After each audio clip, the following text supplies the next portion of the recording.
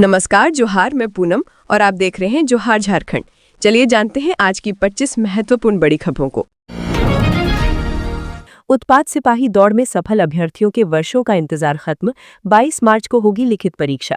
बहुचर्चित, विवादित और लंबित उत्पाद सिपाही की लिखित परीक्षा का इंतजार खत्म हो गया है।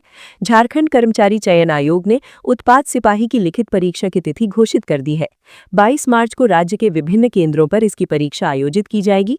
मालूम हो कि इस प्रतियोगिता परीक्षा को लेकर लगभग 1,48,000 अभ्यर्थी बेसब्री से इंतजार कर रहे थे। ये अभ्यर्थी शारीरिक प्रतियोगिता परीक्षा में सफल हो चुके हैं, लेकिन लिखित परीक्षा नहीं होने से ये मानसिक रूप से परेशान थे।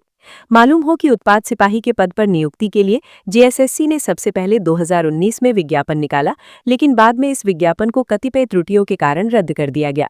फिर जेएसएससी ने जुलाई 2023 में नए सिरे से फॉर्म भरवाया। फॉर्म भरने वाले लगभग 5.5 लाख अभ्यर्थी दौड़ में शामिल हुए। सितंबर 2024 में आयोजित शारीरिक परीक्षा और दौड़ आयोजित की गई। दौड़ में लगभग 20 युवकों की जान चली गई। इसके लगभग 13 महीने बाद नवंबर 2025 में शारीरिक परीक्षा का रिजल्ट प्रकाशित किया गया। इसमें 1,48,000 युवक सफल हुए। अब ये लिखित परीक्षा में शामिल होंगे। इनमें से विज्ञापित कुल 582 पदों पर झारखंड के युवाओं की अंतिम रूप से नियुक्ति होगी। उम्मीद की जानी चाहिए कि जेएसएससी निर्धारित तिथि पर लिखित परीक्षा लेकर जल्द से जल्द अंतिम परीक्षा फल का प्रकाशन कर देगा। पोस्ट मैट्रिक छात्रवृत्ति 2025-26 के लिए आवेदन तिथि जारी। झारखंड सरकार के आदिवासी कल्याण आयुक्त कार्यालय ने अनुसूचित जनजाति, अनुसूचित जाति एवं पिछड़ा वर्ग के विद्यार्थियों के लिए पोस्ट मैट्रिक छात्रवृत्ति योजना वर्ष 2025-26 के तहत ऑनलाइन आवेदन से संबंधित आवश्यक सूचना जारी की है। आयुक्त कार्यालय द्वारा जारी सूचना के अनुसार झारखंड राज्य पोस्ट मैट्रिक छात्रवृत्ति योजना नियमावली 2022 के तहत ई कल्याण पोर्टल पर संशोधित ऑनलाइन आवेदन आमंत्रित किए गए हैं। शैक्षणिक संस्थानों द्वारा ई कल्याण पोर्टल पर पंजीकरण की अंतिम तिथि 20 फरवरी 2026, शैक्षणिक सत्र 2025-26 के लिए छात्र छात्राओं द्वारा आवेदन की अंतिम तिथि 28 फरवरी 2026। आयुक्त कार्यालय ने संबंधित शैक्षणिक संस्थानों और पात्र छात्र छात्राओं से निर्धारित तिथि के भीतर आवेदन प्रक्रिया पूर्ण करने की अपील की है, ताकि छात्रवृत्ति का लाभ समय पर मिल सके। चतरा में एसीबी ने जिला आयुष चिकित्सा अधिकारी को रिश्वत लेते किया गिरफ्तार। भ्रष्टाचार निरोधक ब्यूरो एसीबी ने मंगलवार एक बड़ी कार्रवाई करते हुए स्वास्थ्य विभाग के एक वरिष्ठ अधिकारी को घूस लेते हुए रंगे हाथों पकड़ा है। चतरा जिला AYUSH medical officer DAMO doctor Ram Prakash Verma को एसीबी की टीम ने 20,000 रुपये की रिश्वत लेते हुए गिरफ्तार किया। इस मामले की शिकायतकर्ता टंडवा में तैनात आयुष सामुदायिक स्वास्थ्य अधिकारी डॉक्टर प्रिया कुमारी थीं। डॉक्टर प्रिया ने एसीबी को दी अपनी शिकायत में बताया था कि डॉक्टर राम प्रकाश वर्मा उनके किसी आधिकारिक कार्य को सुचारू रूप से आगे बढ़ाने के बदले पैसों की मांग कर रहे थे। उन्होंने रिश्वत देने के बजाय इसकी सूचना एसीबी को दी। शिकायत की सत्यता की जांच करने के बाद एसीबी की टीम ने डॉक्टर वर्मा को पकड़ने के लिए एक सुनियोजित जाल बिछाया।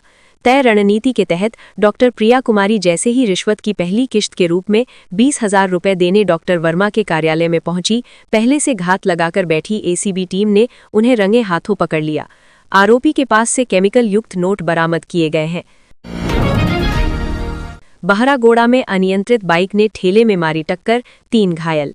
राष्ट्रीय राजमार्ग संख्या 18 पर मंगलवार दोपहर एक भीषण सड़क हादसा हुआ। बांसदा चौक के पास तेज रफ्तार बाइक और गोलगप्पे के ठेले के बीच जोरदार टक्कर हो गई, जिसमें 3 लोग गंभीर रूप से घायल हो गए।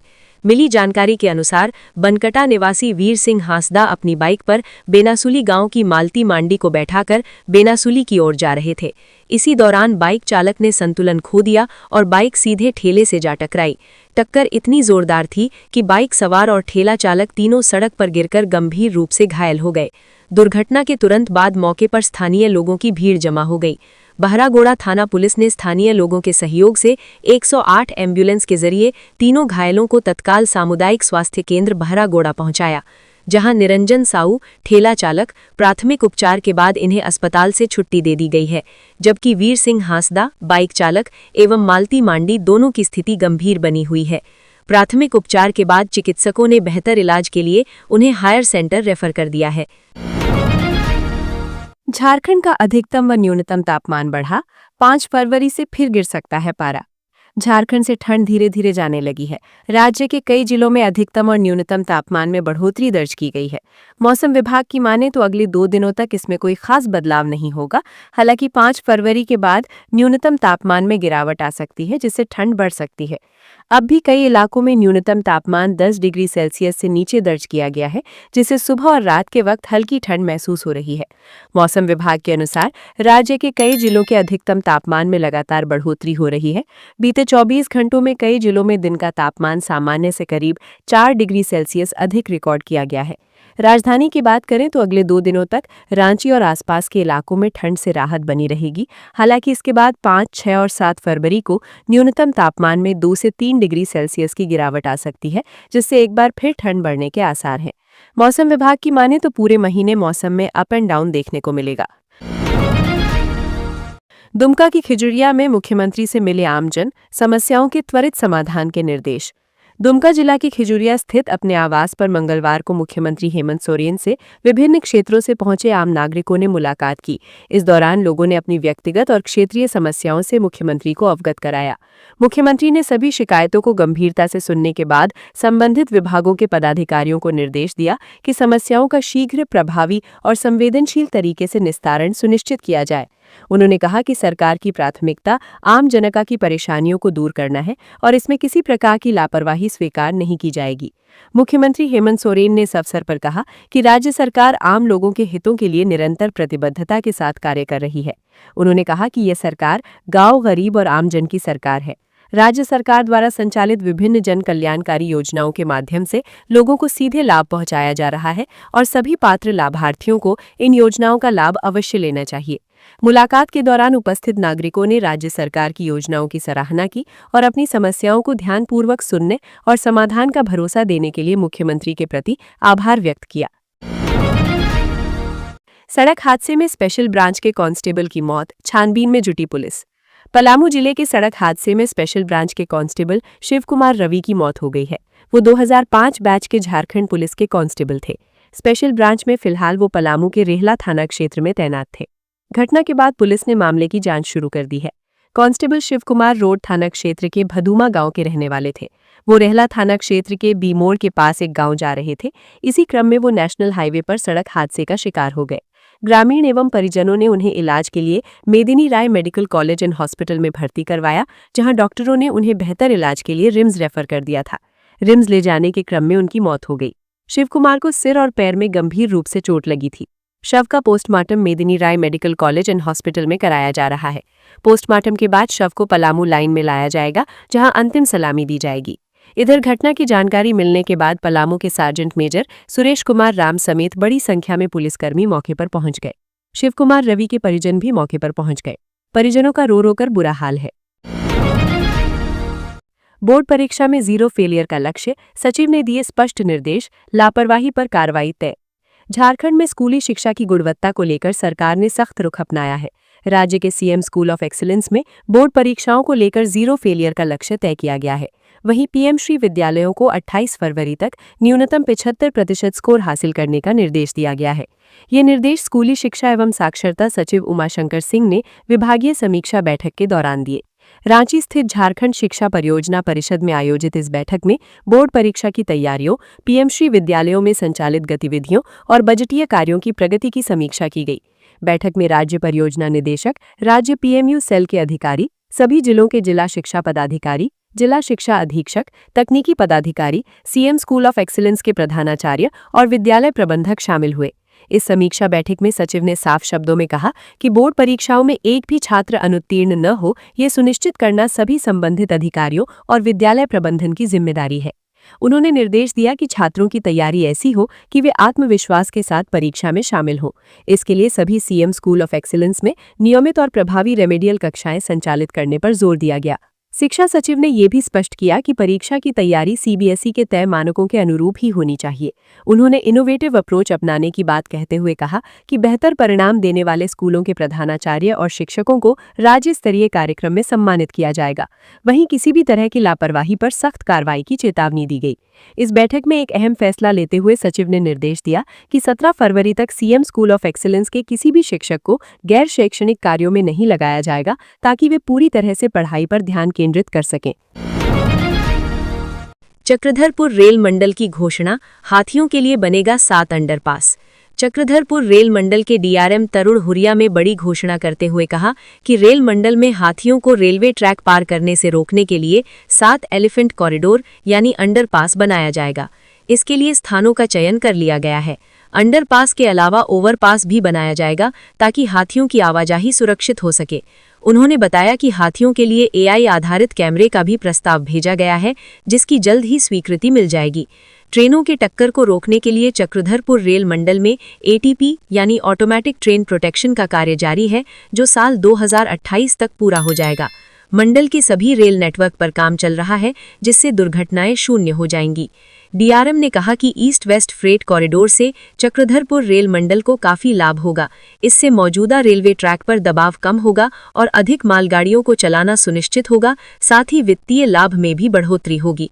फ्रेट कॉरिडोर के लिए 22,000 करोड़ रुपए की स्वीकृति की गई है। फ्रेट कॉरिडोर के लिए दूसरे जगह पर चयन किया जाएगा।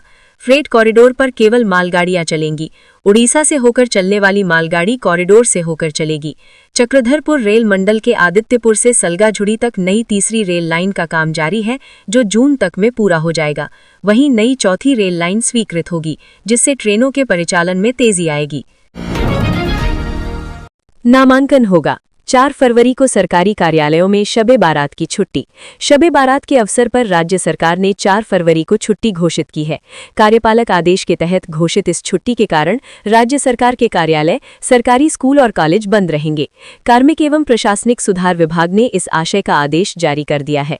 हालांकि नगर निकाय चुनाव को लेकर संबंधित सरकारी कार्यालयों में आम दिनों की तरह नामांकन की प्रक्रिया जारी रहेगी। राज्य निर्वाचन आयोग के अनुसार एनआई एक्ट के तहत छुट्टी रहने पर नामांकन की प्रक्रिया बंद हो सकती थी, लेकिन कार्यपालक आदेश के तहत छुट्टी रहने पर नामांकन की प्रक्रिया बाधित नहीं होगी। वर्ल्ड क्लास बनेगा रांची रेलवे स्टेशन, एयरपोर्ट जैसी मिलेंगी सुविधाएं। रांची रेलवे स्टेशन का एयरपोर्ट की तर्ज पर कायाकल्प किया जाएगा, जिससे यात्रियों को एयरपोर्ट जैसी सुविधा मिलेगी और स्टेशन पर भीड़ जैसी समस्या नहीं आएगी। डीआरएम करुणानिधि में बताया कि रांची स्टेशन की मुख्य बिल्डिंग का निर्माण कार्य 1.5 वर्ष में पूरा हो जाएगा। वहीं हटिया स्टेशन का रीमॉडलिंग व यार्ड रीमॉडलिंग का कार्य जारी, जो साल 2027 में पूरा होगा। उन्होंने कहा कि रांची स्टेशन के दक्षिणी छोर में निर्माणाधीन द्वितीय स्टेशन बिल्डिंग का कार्य 90% पूरा हो गया है, जो संभवतः मार्च-अप्रैल तक शुरू हो जाएगा। रांची स्टेशन की मुख्य बिल्डिंग लंदन, जर्मनी की तर्ज पर विकसित होगी, जिसे एयरपोर्ट की तरह सुविधाओं से लैस किया जाएगा। स्टेशन में प्रवेश के लिए अलग गेट होगा और बाहर निकलने के लिए अलग गेट होगा। अलग अलग गेट होने से यात्रियों की भीड़ को आसानी से नियंत्रित किया जा सकेगा। इसके अलावा पार्किंग की भी समुचित व्यवस्था होगी। स्टेशन में एयरपोर्ट की तर्ज पर स्लीपिंग पोड लगाया जाएगा। साथ ही 36 मीटर के कनकोर्स का निर्माण होगा, जिसके जरिए स्टेशन के साउथ और नॉर्थ स्टेशन बिल्डिंग को आपस में जोड़ा जाएगा। पुरानी रांची स्टेशन बिल्डिंग में काम शुरू करने से पहले ट्रेनों का परिचालन दूसरे स्टेशन बिल्डिंग से किया जाएगा। डीआरएम ने बताया कि रांची रेल मंडल के अधीन कई रेल खंड में रेल लाइन को विस्तारित करने कार्य होगा। इसमें रांची हदिया लाइन में 3 और 4 लाइन बिछाने का कार्य होगा। चांडिल मुरी रेलखंड, बड़का काना मुरी, टोरी रांची रेलखंड में डबल लाइन का कार्य होगा। नगवा गांव से हटिया तक डबल लाइन का कार्य इसी वर्ष पूरा होगा, जो करीब 22-23 किलोमीटर का कार्य है, जिस पर कार्य जारी है, जिसे पूरा करने के लिए पहाड़ काटकर लाइन बिछाई जा रही है। डीआरएम ने कहा कि ट्रेनों के परिचालन को सुगम बनाने के लिए लोधमा पिस्का के बीच अलग से लाइन का निर्माण हो रहा है। इससे रांची और हटिया स्टेशन को काफी मदद मिलेगी और ट्रेनों को ज्यादा विकल्प मिलेंगे। साथ ही इल्लू सिल्ली लाइन का सर्वे काम पूरा हो गया है। यहां भी लाइन बिछाने का कार्य शुरू होगा। फिलहाल ब्रिज निर्माण का कार्य जारी है, जो साल 2027 में पूरा होगा। दावोस से लौटते ही निवेश की रफ्तार तेज। सीएम हेमंत सोरेन के नेतृत्व में झारखंड में ग्रीन स्टील युग की शुरुआत। 1,27,000 करोड़ के निवेश प्रस्ताव। वर्ल्ड इकोनॉमिक फोरम, दावोस और यूनाइटेड किंगडम की यात्रा के बाद मुख्यमंत्री हेमंत सोरेन के नेतृत्व में झारखंड में निवेश और ग्रीन स्टील युग का औपचारिक शुभारंभ हो गया है। स्टील, पावर, ऑटोमोबाइल, सीमेंट और एडवांस्ड मैन्युफैक्चरिंग सेक्टर में निवेश को लेकर राज्य सरकार को कुल 1,27,000 करोड़ से अधिक के आशय पत्र यानी LOI प्राप्त हुए हैं। इन निवेश प्रस्तावों में नवीन जिंदल समूह का लगभग 70,000 करोड़ और टाटा स्टील का 11,000 करोड़ का निवेश शामिल है। इसके अलावा Orissa alloy steel, Rungta mines, amalgam steel and power, BMW industries limited, जय सस्पेंशन लिमिटेड और अंबुजा सीमेंट लिमिटेड जैसी कंपनियों ने भी झारखंड में निवेश के प्रति रुचि दिखाई है। सरकार और औद्योगिक समूहों के बीच हुए इन समझौतों के बाद झारखंड न केवल स्टील हब बनने की दिशा में आगे बढ़ रहा है, बल्कि ग्रीन एनर्जी और अत्याधुनिक मैन्युफैक्चरिंग के ग्लोबल सेंटर के रूप में भी अपनी पहचान मजबूत कर रहा है। इन निवेश परियोजनाओं से राज्य के स्थानीय युवाओं को सबसे बड़ा लाभ मिलने की उम्मीद है। अनुमान के अनुसार 46,555 से अधिक प्रत्यक्ष रोजगार के अवसर सृजित होंगे। उड़ीसा स्टील एलॉय से करीब 20,000, रुंगटा समूह से 6,200, अमलगम स्टील से 3,000, BMW इंडस्ट्रीज से 1,415 और जय सस्पेंशन से 2,500 से अधिक लोगों को रोजगार मिलेगा। निवेश प्रस्तावों में आधुनिक और पर्यावरण अनुकूल तकनीकों पर विशेष जोर दिया गया है। ईजी मेल्ट और हिसारना जैसी तकनीकों से कार्बन उत्सर्जन में 50 से 80% तक कमी लाने का लक्ष्य है। सोलर एनर्जी, वाटर रिसाइक्लिंग और ग्रीन स्टील प्रोडक्शन के जरिए झारखंड को सस्टेनेबल इंडस्ट्रियल स्टेट के रूप में विकसित करने की दिशा में कदम बढ़ाए जा रहे हैं। पलामू में संगठित अपराध के खिलाफ कार्रवाई, 102 गैंगस्टर समेत 1214 लोग पुलिस की रडार पर। पलामू जिले में हिस्ट्री शीटर अपराधियों के खिलाफ बड़ी कार्रवाई शुरू हुई है। पुलिस ने संगठित अपराध, आर्म्स एक्ट, डकैती से जुड़े हुए अपराधियों को रडार पर लिया है।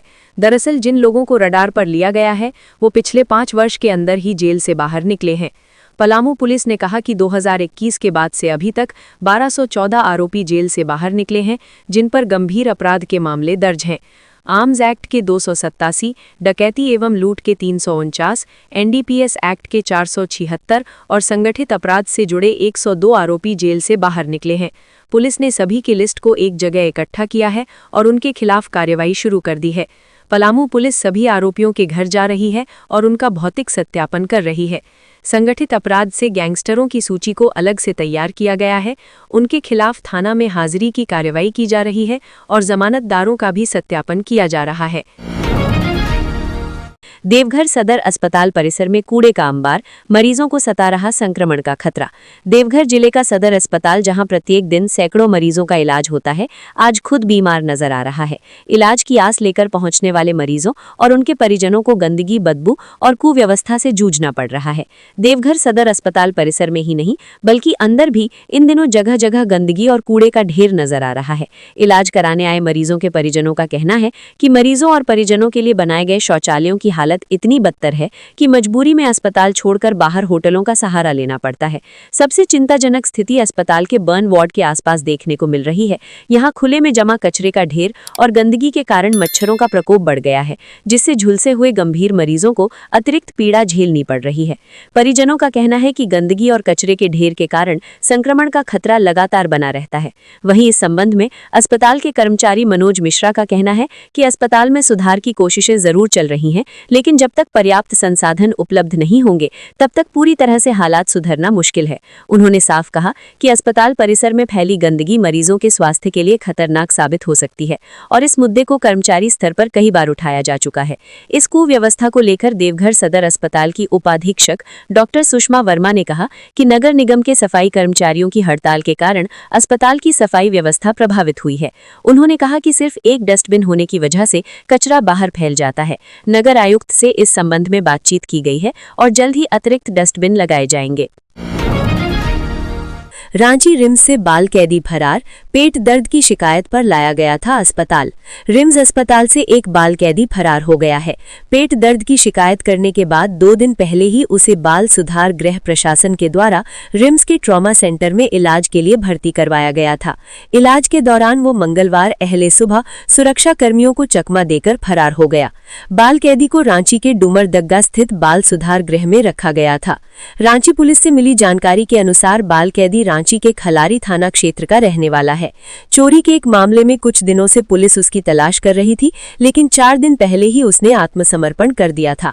आत्मसमर्पण करने के बाद उसे पुलिस ने निरुद्ध करते हुए रांची के डुमरदग्गा स्थित बाल सुधार गृह भेज दिया था। रांची के सदर डीसीपी संजीव बेसरा ने बताया कि वॉशरूम जाने के बहाने बाल कैदी के फरार होने की सूचना मिली है। चोरी के एक मामले में उसे निरुद्ध किया गया था, जिसके बाद वो बाल सुधार गृह में था, लेकिन तबियत खराब होने के बाद उसे रिम्स में इलाज के लिए लाया गया था, जहां से वो फरार हुआ है। मामले की जांच की जा रही है, साथ ही साथ बाल कैदी की तलाश भी तेज कर दी गई है। सीएम हेमंत सोरेन ने केंद्र सरकार को दी चेतावनी, बोले जरूरत पड़ी तो जाएंगे कोर्ट। झारखंड के मुख्यमंत्री हेमंत सोरेन ने केंद्र सरकार को खुली चेतावनी दी है। उन्होंने कहा कि वो न सिर्फ अपने राज्य के उन अधिकारों को वापस पाने के लिए लड़ेंगे जो केंद्र सरकार के पास है, बल्कि अगर जरूरत पड़ी तो कोर्ट भी जाएंगे। हेमंत सोरेन ने केंद्र सरकार पर संवैधानिक संस्थाओं के दुरुपयोग का भी आरोप लगाया। ये बातें उन्होंने दुमका के गांधी मैदान में जेएमएम के 47वें झारखंड दिवस समारोह में लोगों को संबोधित करते हुए कही। सीएम हेमंत सोरेन ने जनसमूह को संबोधित करते हुए कहा कि संवैधानिक शक्तियों को जेब में रखकर और वोट चोरी कर प्रजातंत्र के साथ खिलवाड़ किया जा रहा है। उन्होंने कहा कि भले ही हम मानसिक, बौद्धिक और आर्थिक तौर पर कमजोर हैं, लेकिन मूर्ख नहीं हैं। हमारे खिलाफ की जा रही राजनीतिक चक्रव्यूह, षड्यंत्र को भलीभांति समझते हैं और उसका जवाब भी देना जानते हैं। सीएम हेमंत सोरेन ने लोगों से एकजुट होने का आह्वान किया। उन्होंने कहा कि आप सबकी बदौलत ही हम यहाँ मौजूद हैं। आप ऐसे ही एकजुट होकर हमारा साथ दें। अगर आप अपना अधिकार प्राप्त करना चाहते हैं तो अपने बच्चों को अच्छी शिक्षा दें, ताकि समाज में वे बेहतर स्थान प्राप्त कर राज्य को आगे बढ़ाने में अपना महत्वपूर्ण योगदान दे सके। दरअसल मुख्यमंत्री हेमंत सोरेन संथाली भाषा में लोगों को संबोधित कर रहे थे। उन्होंने शिबू सोरेन को याद करते हुए कहा कि काफी मेहनत से उन्होंने इस राज्य को अलग कराया। यहाँ के लोगों को उनका अधिकार दिलाने के लिए उन्होंने काफी कष्ट उठाया। उन्होंने कहा कि आज वो हमारे साथ नहीं है, पर उनकी यादें हमेशा साथ रहेंगी। उन्होंने जो मार्ग दिखाया, हम लोग उस पर चलते हुए झारखंड को आगे बढ़ाएंगे। इधर झारखंड सरकार के अल्पसंख्यक कल्याण मंत्री हफीजुल हसन अंसारी और राजमहल सांसद विजय हांसदा ने लोगों से एसआईआर के प्रति सजग रहने की बात कही। मंत्री ने कहा कि एसआईआर के दौरान तरह तरह का प्रोपेगेंडा अपनाकर नाम काटने का प्रयास किया जा सकता है। वहीं विजय हांसदा ने कहा, ध्यान रखें कि किसी का नाम नहीं कटे। दिनेश गोप का बेहतर इलाज एम्स में कराने का हाईकोर्ट ने दिया निर्देश।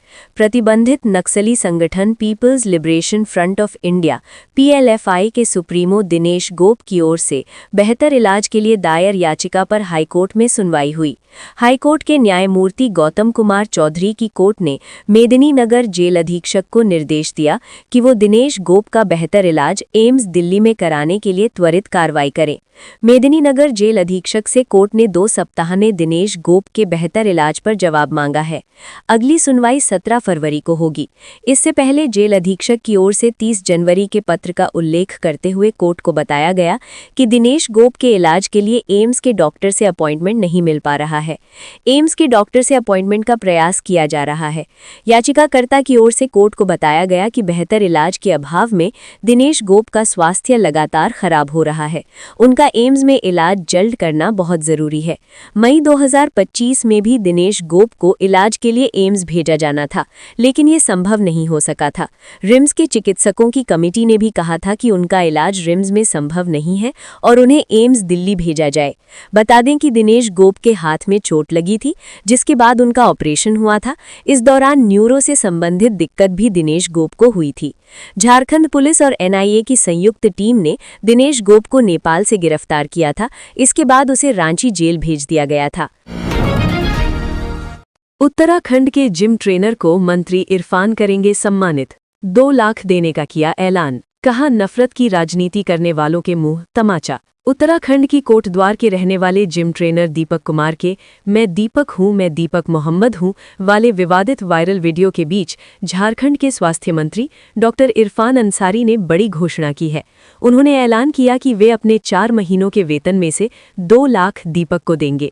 सोशल मीडिया प्लेटफॉर्म एक्स पर इरफान अंसारी ने लिखा कि राशि भले ही छोटी हो, लेकिन ये दीपक के हौसले को सलाम है, उनके मनोबल को मजबूती देगी।